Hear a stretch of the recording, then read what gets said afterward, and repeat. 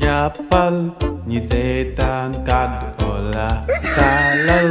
ñi seetaan kàddu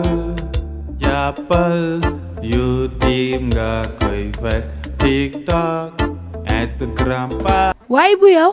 yaa yónni xale bi suñu kër mu naan day wut galaas. waaye nu may def mu yónnul xale mu dugg sa gaal jënd lu glace noonu bu la gisee ni la wuyul Ibu mooy loolu kon doo génn te mu ñu sa gaal parce que sa paa daa tàng waaye yow mooy loolu quoi mais alors si loo nekk. maa ngi si jàmm bàyyi sama papa nag bi ngay wax te nga gaaw nag wax li ngay wax balaa nu ma fiy fekk. waaye yow kañ nga ñëw naan ma nii gaawal balaa ñu di gis waxoon naa la tamit doxaanu bëccëg doxul quoi heure bi ay nii may ñëw fii bëccëg gi nii mooy loolu quoi bàyyil may ñëw guddi.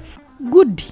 yow bëccëg bii rek sama papa bu ma gisee dama indil problème nga naan moo guddi yow waxal li ngay wax gaaw man damay dem. non du demee noonu xam nga yow man naan te laa daa am ay code yoo xam ni boo ko déggee rek nga xam ne man maa nekk si buntu kër yi di la xaar ma su ma ñëw guddi xola boo gisee ku ñëw rek ni la jaay ma glace vanille xam ne man maa ko yónni wala ku ñëw ni la aal ñu barada kaas xam ne man maa ko yónni wala ku ñëw ni la paabee ne nga al ko seetala wala siyaar mu julli affaire yooyu nga xam ne man la nga génn man naa fexe ba génn de sa paa du sip waaw sa papa day deedeelu maa ko gën a dee foog. xam nga léegi ni ñuy def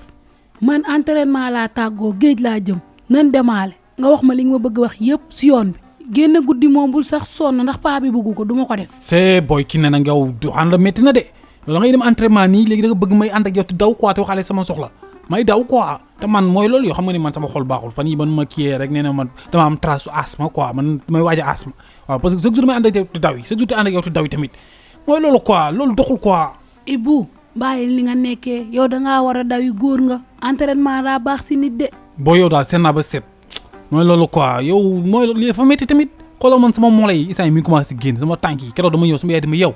mooy la xanaa ngay entraîné fa ni nga ngande lu may def ba du ma ngande di la topp chaque jour te daw yi di la topp te man nag du ma athlète ah mais tamit da ngay waaru quoi. jàppal ñi seetaan kàddu Ola taalal